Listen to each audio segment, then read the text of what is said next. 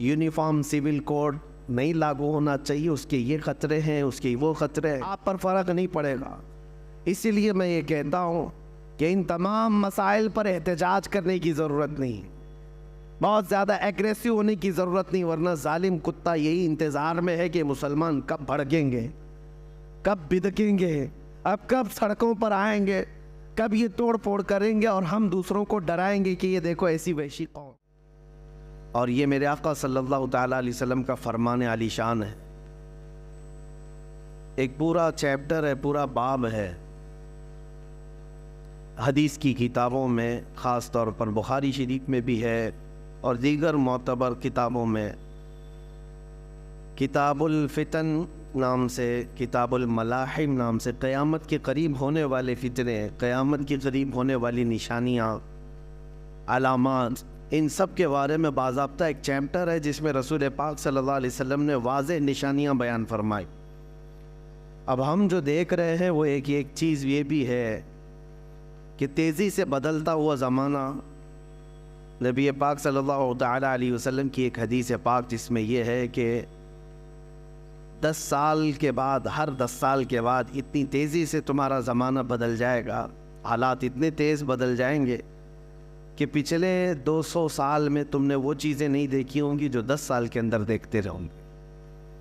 اب ہم اسی زمانے میں آئے ہوئے ہیں۔ اب ہم میں سے کسی کو یہ پتہ نہیں ہے کل آنے والے دن کون سا نیا فتنہ جنم لینے والا ہے۔ اور ایک حدیث پاک میں یہ ہے، میرے آقا صلی اللہ علیہ وسلم نے فرمایا، میں یہیں سے دیکھ رہا ہوں فتنے میری امت کے اوپر اس طرح سے گر رہے ہیں جیسے بارش کے قطرے ہیں۔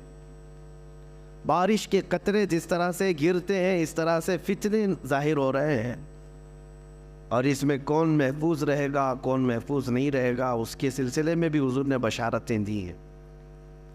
اور خاص طور پر یہاں کے جو حالات ہیں ہندوستان کے، ایسا نہیں ہے کہ ہم ہی اسٹرگل کر رہے ہیں، تقریباً پوری دنیا میں مسلمان الگ الگ مسائل سے اسٹرگل کر رہے ہیں، سب کے اپنے اپنے مسائل ہیں اور سب انہی معاملات میں الجھے ہوئے ہیں۔ لیکن ان سب کے پیچھے ایک وجہ یہ ہے، ان کے جو ہم غلام تھے خلق کے پیشوا رہے، ان سے پھرے جہاں پھرا، پھر آئی کمی وقار میں۔ ایک اہم وجہ یہی ہے مسلمانوں کے لیے، ہم نے دیکھا ہے کہ کثرت سے تمہارے ساتھ ظلم و ستم ہوا، اس کے باوجود اس آدمی کو سدھرنے اور سنورنے کا ابھی تک موقع کیوں نہیں مل پا رہا؟ جس کو شاعر نے کہا تھا، جگہ جگہ کے تھک چکے ہیں تمہیں یہ ہنگامے، نشاط لذت خواب گراں بدل ڈالو، غلط روی سے منازل کا بعد بڑھتا ہے، مسافر و روش کارواں بدل ڈالو۔ آج ہماری لاپرواہی اور عدم احساس اتنا بڑا ہوا ہے کہ ہمیں کوئی اہم واقعہ تھوڑی دیر کے لیے ڈسٹرب کرتا ہے، ہم نے کسی کو مرتے ہوئے دیکھا، مارتے ہوئے دیکھا، کٹتے ہوئے دیکھا، کاٹتے ہوئے دیکھا، ویڈیو کو ہم نے شیئر کر دیا، تھوڑی دیر کے لیے ہو سکتا ہے ہمارے اندر غم کے آثار نظر آئے، دوسرے دن سے وہی عیاشی ہے، نہ کوئی تبدیلی آئی، نہ کوئی بدلاؤ آیا۔ ایسے ہزار ہنگامے دیکھ چکے ہم۔ ہمارے ساتھ کیا ہوا؟ اسلام کے ساتھ، قرآن کے ساتھ یہ جو آج دنیا کھیل کھیل رہی ہے، ہونا تو یہ چاہیے جس کے اندر ضمیر زندہ ہو، احساس ہو، وہ اپنی زندگی کو بدلنے کا عزم کر لے کہ کہیں یہ میری شامت اعمال تو نہیں ہے، یہ میرے گناہوں کی وجہ سے اس قدر عذابات تو نہیں آ رہے ہیں، لیکن احساس کیوں نہیں آتا؟ بڑے بڑے واقعات ہم دیکھ رہے ہیں اپنی زندگی میں، لیکن اس کے بعد بدلاؤ کیوں نہیں آتا؟ یہ ایک بہت اہم چیز ہے جس کی طرف ہم لے جانا چاہتے ہیں۔ عزیزان گرامی وقار، آج مجھے صرف بات یہ عرض کرنی تھی، قرآن پاک میں اللہ تعالیٰ فرماتا ہے اسلام کے علاوہ کوئی دوسرا لے کر کے آئے، قیامت کے دن اس کو دیکھا بھی نہیں جائے گا، قبول بھی نہیں کیا جائے گا۔ اور ان الدین عند اللہ الاسلام، اللہ کے نزدیک اگر کوئی دین ہے تو وہ اسلام ہے۔ اور اللہ تعالیٰ فرماتا ہے رضیت لکم الاسلام دینا، میں تمہیں اسلام دے کر راضی ہوا۔ تو جس قوم کے پاس یہ دین ہے اسے یہ چاہیے فخر کرے کہ اللہ تبارک و تعالیٰ نے اپنا چنندہ اور اپنا پیارا دین مجھے دیا ہے اور میں اس سے وابستہ ہوں. اور ساری دنیا کے ٹارگٹ پر آج تم ہو، اس کی وجہ بھی یہی ہے. جس کے پاس کوئی دولت ہوتی ہے اسی سے حسد بھی ہوتا ہے، اسی سے لوگوں کو جیلس بھی ہوتا ہے. تمہارے پاس یہ سب سے بڑی دولت جو دین اسلام اور میرے آقا صلی اللہ تعالیٰ علیہ وسلم کی محبت ہے، یہ ایک بہت بڑی دولت ہے. اب اس کو ختم کرنے یا اس کو کم کرنے کے لیے یہ حربے اپنائے جاتے ہیں آج جو ہتھ کنڈے ہیں، کسی نہ کسی طرح تمہیں کمزور کر دیا جائے. میں آج اپنے حالات کے متعلق عرض کروں کہ تمہیں پریشان دیکھنے کے لیے یا پریشان کرنے کے لیے تمہارے قوانین سے چھیڑ چھاڑ کرنا کہ ایگریسو ہو جائیں، کبھی ذات مصطفیٰ صلی اللہ علیہ وسلم کو نشانہ بنانا، کبھی قرآن کی توہین کرنا، کبھی اسلام کو برا بھلا کہنا، کبھی اسلام کے قانون بدلنے کی بات کرنا، یہ سب چیزیں تمہاری آزمائش کا دور ہے. ہونا تو یہ چاہیے کہ جو سچا مومن ہے اس کے دل میں اسلام کی محبت اور بڑھتی چلی جائے اور بڑھتی چلی جائے. لیکن اس طوفانی زمانے میں جو ڈاواں ڈول ہوتا ہے اس کو یہ لگنے لگ جاتا ہے کہ مجھے نیوٹرل رہنا چاہیے، بھی سیکولر ہو جانا چاہیے تاکہ یہ ظالموں کے ہاتھ میں نہ آ جاؤں. نہیں میرے عزیزو، آج تمہیں پکا مسلمان بن کے دکھانے کا وقت آ چکا. اب نیوٹرل نہیں، سیکولر نہیں. یہ جو لفظ ہے سیکولر، یہ تو منافق کو کہتے ہیں، چھپا ہوا منافق. آپ جس دین پر قائم ہے اس دین کے بارے میں آپ کو اتنا یقین ہونا چاہیے کہ یہ اللہ کا سب سے محبوب دین ہے اور کامل، جس کے بارے میں قرآن نے کہا الیوم اکملت لکم دینکم. کسی بھی دین کے بارے میں سرٹیفکیٹ نہیں ہے کہ وہ کمپلیٹ ہو چکا ہے، لیکن قرآن نے دین اسلام کے لیے کہا ہے. اللہ فرماتا آج کے دن میں نے تمہارا دین مکمل کر دیا. یہودی خود کہتے ہیں کہ اگر یہ آیت ہماری کتاب میں آئی ہوتی، ہماری کتابوں میں آئی ہوتی یہ آیت کہ تمہارا دین کمپلیٹ ہو گیا، وہ کہتے ہیں ہم تو اس آیت کے اترنے کے دن ہر سال عید مناتے ہیں. مسلمانوں کو یہ خاصہ ملا ہے. میرے آقا صلی اللہ تعالیٰ علیہ وسلم جب آخری حج میں تھے، حجۃ الوداع کے موقع پر یہ آیت نازل ہوئی. اللہ نے فرمایا آج کے دن دین تمہارا کمپلیٹ ہو گیا. میرے دین میں کوئی گنجائش ہی نہیں ہے کمی کی. ہمارے اسلام میں بچے کے پیدا ہونے سے لے کر کے اس کی قبر میں جانے تک کے کسی مسئلے کو تشنا نہیں چھوڑا گیا ہے. لے کر کے آؤ، چیلنج ہے ہمارا. جس بھی مسئلے کو لے کر کے آؤ گے زندگی کے گزارنے کے طور طریقے، اسلام نے اس کو تشنا نہیں چھوڑا، خالی نہیں چھوڑا. مسائل موجود ہیں. حتیٰ کہ یہودی اس بات کا مذاق اڑاتے تھے. حضرت سلمان فارسی رضی اللہ تعالیٰ عنہ ایک جگہ سے گزر رہے تھے، پیشاب کرتے وقت ڈھیلے کا استعمال، تو انہوں نے کہا کیا تمہارے دین میں یہ بھی بتایا جاتا ہے؟ حضرت سلمان فارسی رضی اللہ تعالیٰ عنہ نے فرمایا ہاں بے شک، میرے دین میں کسی بھی چیز کو چھپایا نہیں گیا، حتیٰ کہ عدد بھی بتائی گئی ہے کہ کتنے ڈھیلے استعمال کرے تو پاک ہو جائے. بیٹھ کر کے کرے، کھڑا ہو کر کے کرے، کسی بھی چیز کو خالی نہیں چھوڑا گیا. اور میرا یہ چیلنج ہے، دنیا کی کسی بھی قوم کو لا کر کے پڑھ کر کے بتاؤ، بہت سارے مسائل سے وہاں پر صرف نظر کر لیا گیا. یا تو بچوں کے متعلق مسائل نہیں ملیں گے، یا عورتوں کے متعلق نہیں ملیں گے، یا بوڑھوں کے متعلق نہیں ملیں گے، یا شادی شدہ مسائل، یا پھر تجارت کے معاملات، پڑوسیوں کے معاملات. لیکن دین اسلام ایسا نہیں. اس میں تو اتنے باب ہیں، اتنے ابواب ہیں، اتنے چیپٹر ہیں کہ پوری زندگی کو گھیرا ہوا ہے. اور آج کے درندے اٹھ کر کے یہ کہتے ہیں، یہ جو یونیفارم سول کوڈ کا مسئلہ جو اٹھایا گیا ہے کیا ہے؟ ان کو اچھی طرح سے پتا ہے کہ دین اسلام پورے قوانین رکھتا ہے. میں ان سے پوچھتا ہوں کہ 100 سال پہلے چلے جائے، تمہارے پاس لا کی کتاب کہاں ہے؟ قوانین کہاں ہیں؟ ایک ملک چلانے کے لیے جو قوانین ہوتے ہیں، لا ہوتے ہیں، اس کی تاریخ ڈھونڈ کر کے لاؤ. کون سا ملک لا کے تحت چلتا تھا؟ یقین جانو میرے عزیزوں، پوری دنیا کو حکومت چلانے کے قوانین دینے والا سب سے پہلا دین اسلام، سب سے پہلا لا کے تحت ایک پوری کنٹری چلنا چاہیے، یہ اسلام نے دیا ہے، ورنہ تو پہلے بادشاہوں کے قانون چلتے تھے۔ آپ رومن امپائر کو دیکھیں، پرشین امپائر کو دیکھیں، اسلام سے پہلے ان کے ہاں کوئی قانون کی کتاب نہیں ہے۔ بادشاہ کو رات میں کوئی خواب آ گیا، صبح وہ قانون بن جائے گا۔ بادشاہ کو کوئی اچھی چیز لگ گئی، وہ دوسرے دن قانون بن کر کے سب پر نافذ ہو جاتا۔ تو وہاں پر تو امپائر ہوتا تھا، شہنشاہ جس کو کہتے ہیں، بادشاہ جس کو کہتے ہیں، اس کے قوانین چلتے تھے۔ یہ دین اسلام نے قوانین مرتب کر کے عطا کیا ہے۔ دین اسلام نے لوگوں کو چلنے کا طریقہ بتایا، اور اس میں کسی کا بھید بھاؤ نہیں رکھا گیا، یہاں سب کو برابر رکھا گیا۔ یہ لوک پال بل کی بات کرتے رہے، نہ ہی لا سکے نہ ہی کر سکے، جس کا مطلب یہ تھا کہ اونچے عہدے والا بھی جواب دہ ہوگا، ذمہ دار ہوگا سوالوں کے جواب کا، لیکن یہ کبھی نہ لا سکیں گے۔ جن کے کرتوت کالے ہوں وہ کب عدالت کا سامنا کر سکتے ہیں؟ ہاں، یہ سارے مسائل اگر دیکھنا ہے تو اسلام کے دامن میں دیکھو۔ سیدنا عمر فاروق رضی اللہ تعالیٰ عنہ مسجد میں کھڑے ہیں، مسجد نبوی میں، اور عین خطبے کے دوران آپ نے پوچھا کسی کو کوئی سوال ہے؟ ایک صحابی کھڑے ہو گئے، دیہات کے رہنے والے، کہا ہاں آپ کے متعلق ہی سوال ہے۔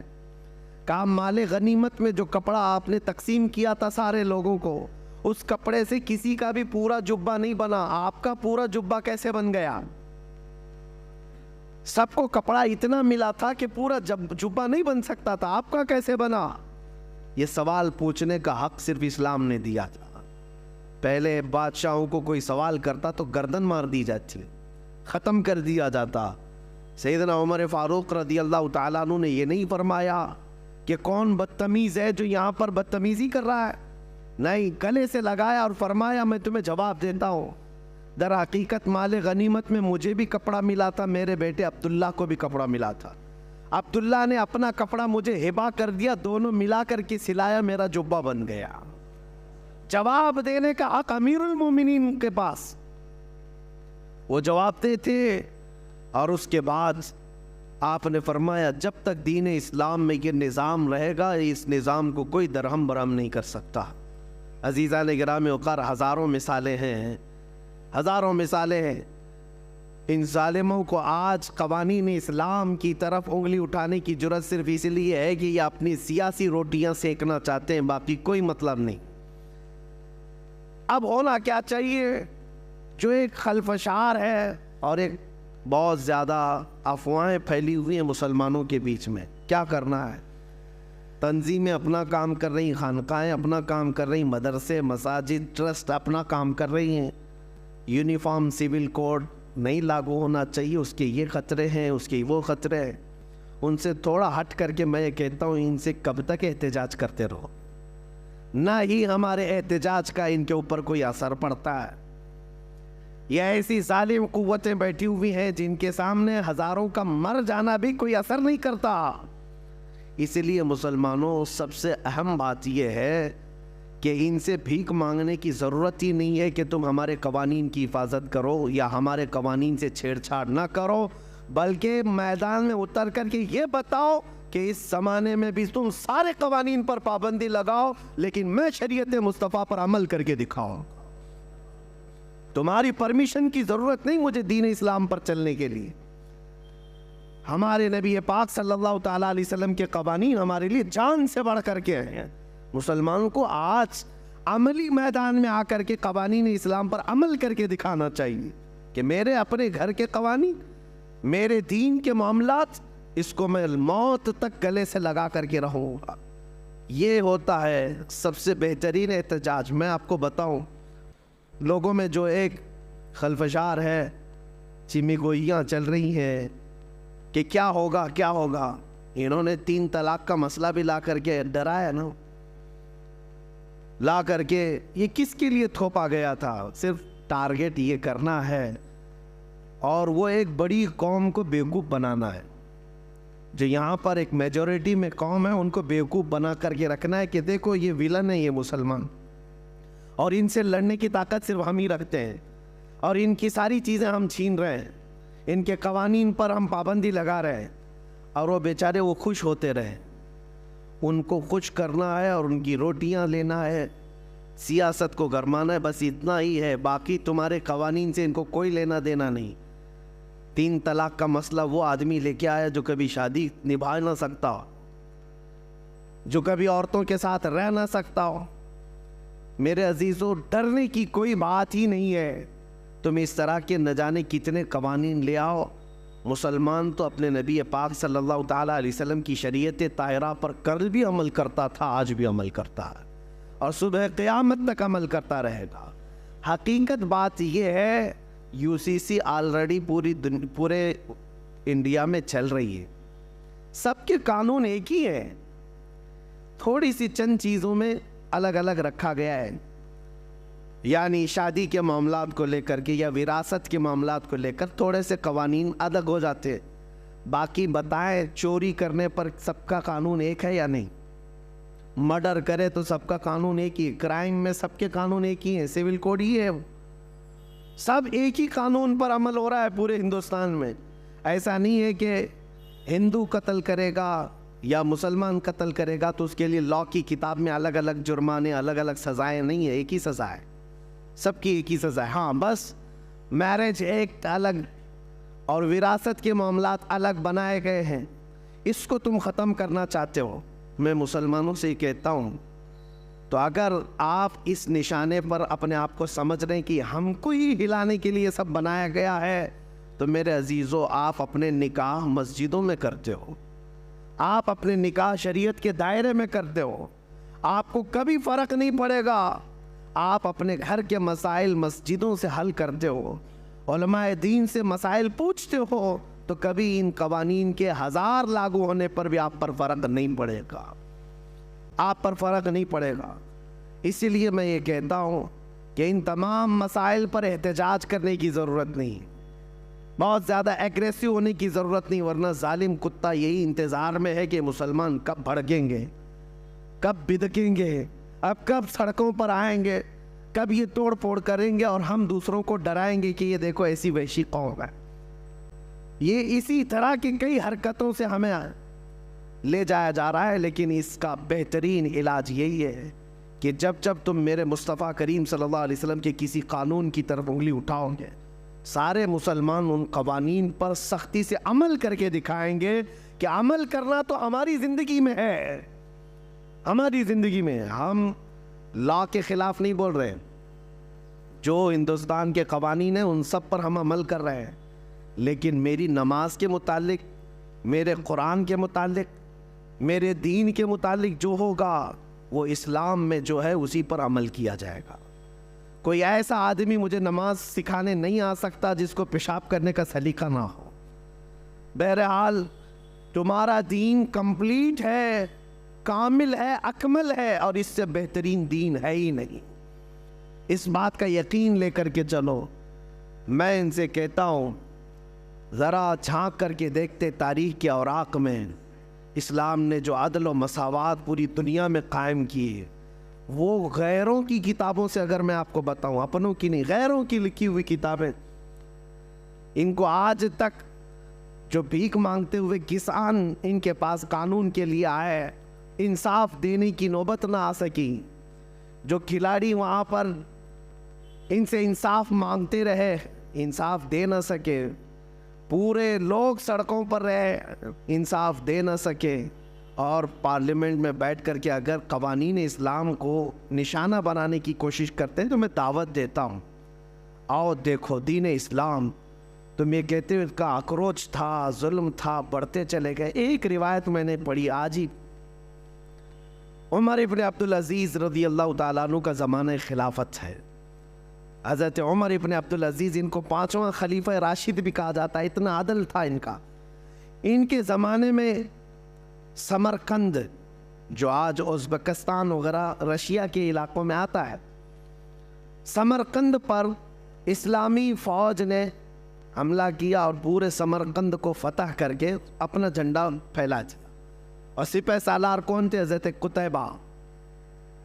اور جیسے ہی سمرقند فتح ہو گیا، اعلان ہو گیا کہ یہاں پر مسلمانوں کی حکومت ہے اب، تو لوگ دوسرے دن صبح اٹھے اور ان کو ایسا لگا کہ یہ اچانک ہو گیا ہے. تو وہاں پرانا چرچ تھا، وہاں ایک پادری رہتا تھا. اس نے کہا یہ کیسے؟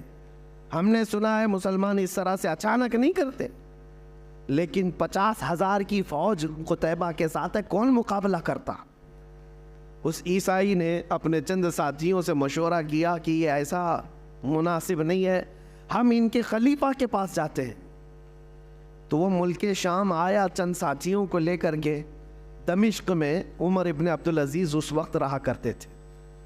جب دمشق آئے تو اس عیسائی نے لوگوں سے پتہ پوچھا کہ خلیفہ وقت کہاں ہے. لوگوں نے جو اشارہ دیا، پتہ بتایا، اس پتے پر آ کر کے دیکھا تو ایک چھپر کا گھر ہے اور ایک دبلا پتلا آدمی کپڑے سیتا ہوا بیٹھا ہے. یہ عیسائی پادری قریب آیا اور اس نے کہا انہوں نے دھوکہ دیا مجھے. پلٹ کر کے پھر کہنے لگا میں مسلمانوں کے خلیفہ کے پاس آنا چاہتا ہوں.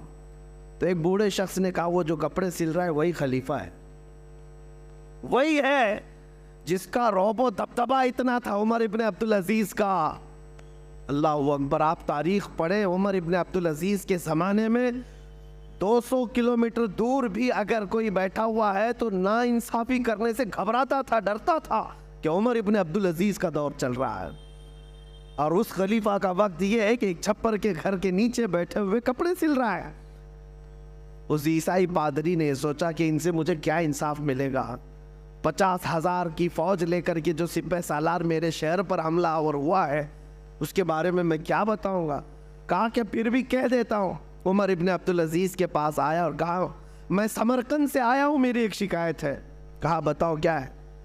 کہا کہ آپ کا ایک سپہ سالار تقریباً 50,000 کی فوج لے کر کے آیا ہے، آس پاس کے علاقے فتح کرتے ہوئے اچانک رات کو ہمارے شہر پر حملہ کیا اور دوسرے دن فتح کا اعلان کر دیا.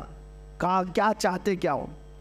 کہا میں نے سنا ہے کہ جب کبھی مسلمان فوجی جاتے ہیں کسی جگہ پر تو سب سے پہلے ان کو دعوت پیش کرتے ہیں عدل و مساوات کی، اسلام کی، امن کی. اور اگر وہ سامنے والے ماننے کو تیار نہیں اور جنگ کرنے پر تیار ہو تو جنگ کرتے ہیں اور اس کے بعد فتح کا اعلان کرتے ہیں. لیکن آپ کا سپہ سالار آیا، نہ اس نے ہم کو کسی چیز کی دعوت دی، نہ بلایا، نہ یہ ہمارا مقابلہ ہوا، راتوں رات فتح کر کے وہ اپنے جھنڈے گاڑ دیا. حضرت عمر ابن عبدالعزیز نے ایک خط نکالا، خط پر لکھا اور کہا کہ لے جاؤ قتیبہ کو دے دینا. اس خط میں لکھا ہوا تھا کہ ایک قاضی مقرر کیا جائے، فوراً ایک قاضی اسلام مقرر کیا جائے اور اس قاضی کے پاس یہ عیسائی اپنا مسئلہ رکھے گا اور قاضی جو فیصلہ کرے اس پر عمل کیا جائے. خط لے کر کے وہ عیسائی آیا، پادری ہے، عیسائی ہے. کہا کہ اس خط کو پتہ نہیں یہ لوگ پھاڑ کے پھینک دیں. لیکن جب قتیبہ کے پاس لا کر کے دیا تو اس کے ہاتھ کانپنے لگے سپہ سالار کے کہ عمر ابن عبدالعزیز کا خط آیا ہے. پڑھنے کے فوراً بعد قاضی کا انتخاب کرنے کا اعلان کیا کہ خلیفہ وقت کی طرف سے قاضی کے انتخاب کی بات آئی ہے. تو اس وقت قاضی کا انتخاب ایسا نہیں ہے کہ 4 لوگ بیٹھ کر کے کر دیتے. جو سب سے پرہیزگار ہوا کرتے، تہجد گزار ہوا کرتے اور علم میں سب سے زیادہ ہوا کرتے، وہ قاضی بننے کے منصب پر آتے.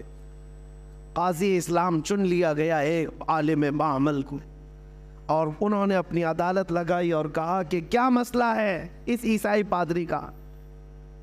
اب وہ عیسائی جو پادری تھا اس نے رکھا کہ آپ کی طرف سے یہ جو فوج آئی یہ اچانک آئی، ہمیں موقع نہیں دیا گیا ہے.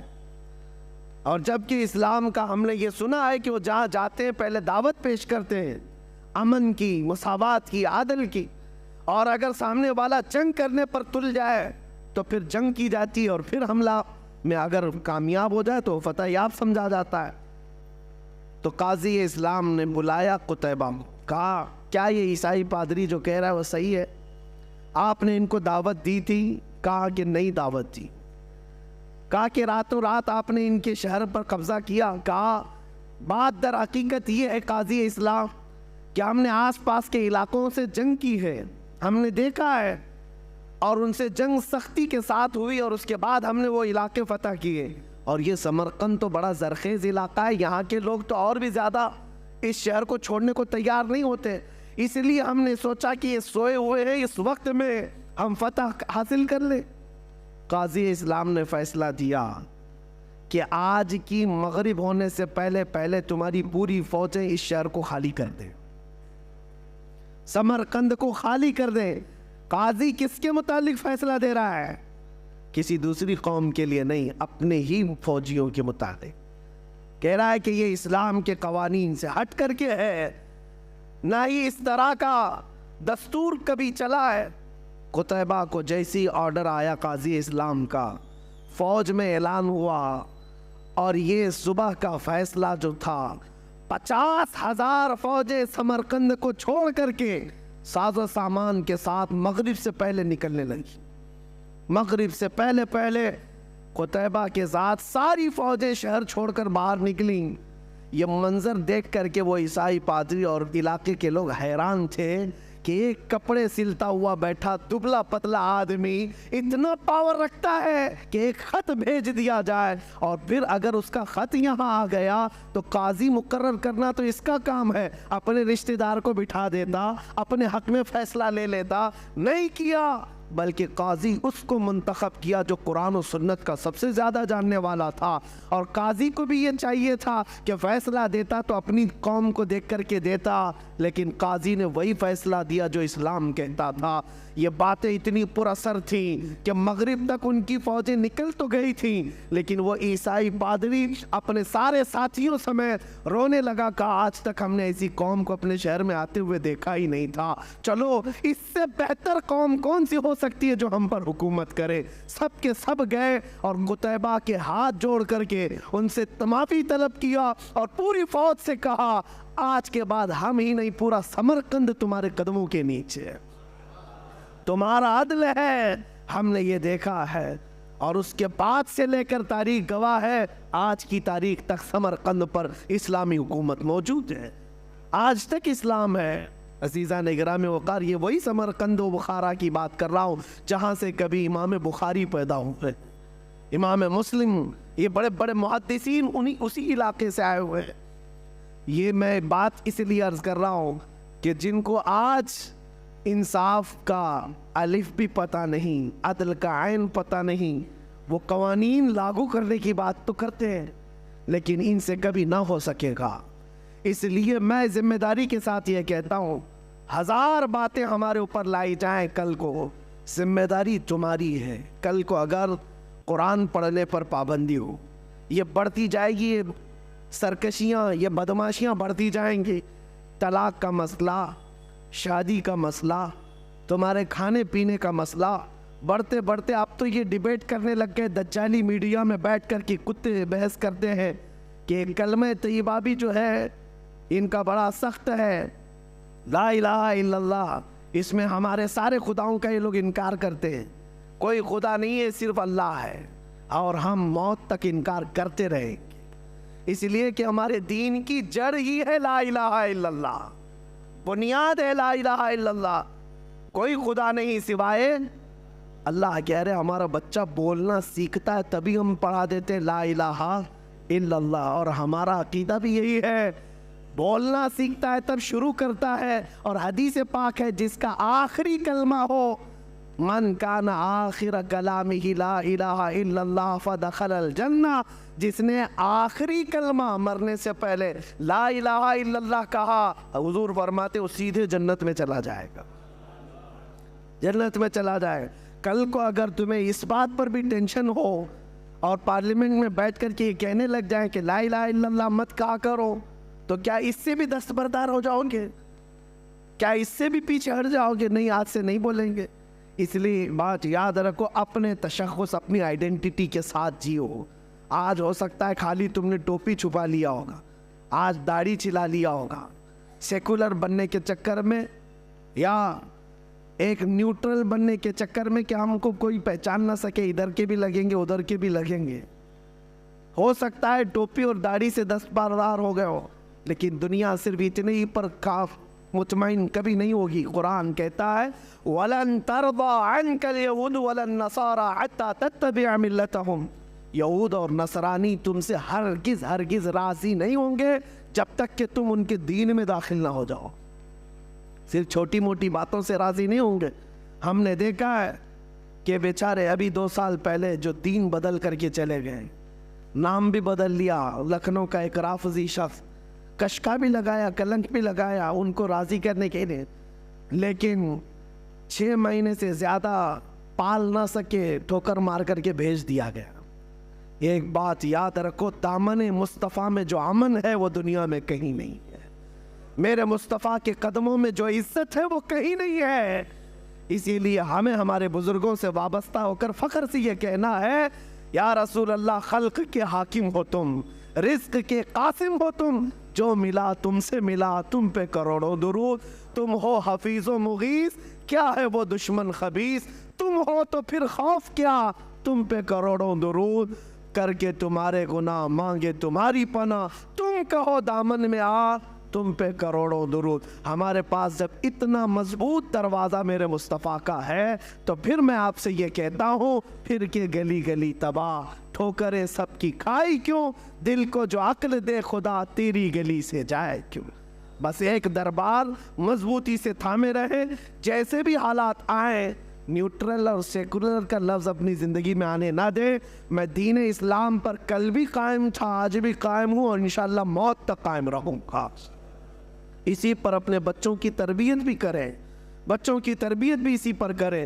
جن لوگوں کو یہ مسائل یہ قوانین درپیش ہے یہ وہ لوگ ہیں جنہوں نے اسلام کو حکم نہیں مانا، جنہوں نے شریعت مصطفیٰ کو حکم نہیں مانا، ان لوگوں کے لیے مسائل ہیں۔ طلاق تمہارے گھر میں ہوئی، اللہ 1000 بار نہ کرے، مسئلہ شریعت کا پوچھا، قرآن و حدیث سے اگر مسئلہ بتا دیا، سر جھکا کر عمل کر لیا تھا تو عافیت ہے، نہیں عمل کرنا تھا، تم نے اسلام کو حکم نہیں مانا تو جاؤ پھر ہاتھ جوڑ کر کے کھڑے رہو اور جہاں جیسا کہا جائے گا ویسے تمہیں عمل کرنا ہو۔ کل تمہاری نکاح ہونا ہے، شادی ہونی ہے، تم نے پوچھا کہ میرے مصطفیٰ کی قوانین اور شریعت کے مطابق مجھے بتایا جائے، ہم نے بتا دیا، تم نے ایکسیپٹ نہیں کیا، اسلام کو حکم نہیں تسلیم کیا، ان کے لیے یہ مسائل ہوں گے۔ اور جو دل و جان سے میرے آقا کے احکام کو حکم تسلیم کرتا ہے اس کے لیے موت تک کبھی کوئی مسئلہ درپیش نہیں آئے گا، انشاءاللہ کبھی نہیں آئے گا۔ وراثت کے مسئلے میں جھگڑے کس کے ہوتے ہیں؟ 35 سال کورٹ میں کون لڑتا ہے؟ کون لڑتا ہے؟ یہ وہی لوگ لڑتے ہیں جن کو شریعت حکم نہیں مانتے، جو ورنہ تو فتویٰ جو ہے شریعت کا وراثت کے بارے میں اگر آپ نے پوچھا، باپ کا انتقال ہوا، 2 بیٹیاں ہیں، 4 بیٹے ہیں، ایک بھائی ایک بہن ہے، فلاں لکھ کر کے بھیج دیا اتنی جائیداد ہے، 1 دن کی بات ہے، زیادہ سے زیادہ 2 دن کی بات، دارالافتاء سے آپ کو قرآن اور حدیث کے دلائل کے ساتھ جواب آ جائے گا کہ بیٹیوں کا اتنا حق ہے، بیٹوں کا اتنا حق ہے، آپ کی یعنی جو انتقال کیا اس کی بیوی کا اتنا حق ہے، سب کا اتنا حق ہے۔ اگر آ گیا قرآن و حدیث آپ نے دیکھ لیا اور سر جھکا لیا، کہا یہ اللہ کا حکم ہے، میرے مصطفیٰ کا حکم ہے، تب تو کوئی ٹینشن ہی نہیں، تمہارا 2 دن میں مسئلہ حل ہوا۔ تم نے اس کو صرف نظر کر دیا، نہیں مجھے یہ نہیں ماننا ہے، تو جاؤ پھر کورٹ کچہری کے چکر 30 سال تک کاٹتے رہو۔ مسائل تو ان کے لیے ہے جنہوں نے قرآن و حدیث کو حکم نہیں مانا، ان کے لیے مسائل ہے، اور جو قرآن و حدیث کو دل و جان سے مانتا ہے یہ 1000 کتے قانون بدلے اس کے لیے کبھی کوئی مسئلہ پیش آئے گا ہی نہیں۔ قرآن اللہ کی کتاب کل بھی محفوظ تھی، آج بھی محفوظ ہے، میرے آقا کی حدیثیں محفوظ تھی، محفوظ ہے، انشاءاللہ قیامت تک رہیں گی۔ مولا کریم ہم سب کو دین اسلام پر کامل طریقے سے عمل کی توفیق عطا فرمائے۔ رب ذوالجلال ہم سب کو ان ہونے والے حوادثات زمانہ سے محفوظ و مامون فرمائے، ہماری عزتوں کو، ہمارے عمل کو، ہمارے عقیدے کو، ہمارے ایمان کو اللہ محفوظ فرما دے، ہمارے آنے والی نسلوں کو مولا قیامت تک عاشقان مصطفیٰ میں پیدا فرمائے، ان کے دین ایمان عقیدے کی مولا حفاظت فرمائے، اور ہر جگہ مسلمانوں کے مال جان عزت آبرو کی مولا تو غیب سے حفاظت فرما۔ وآخر دعوانا الحمدللہ رب العالمین۔ السلام علیکم۔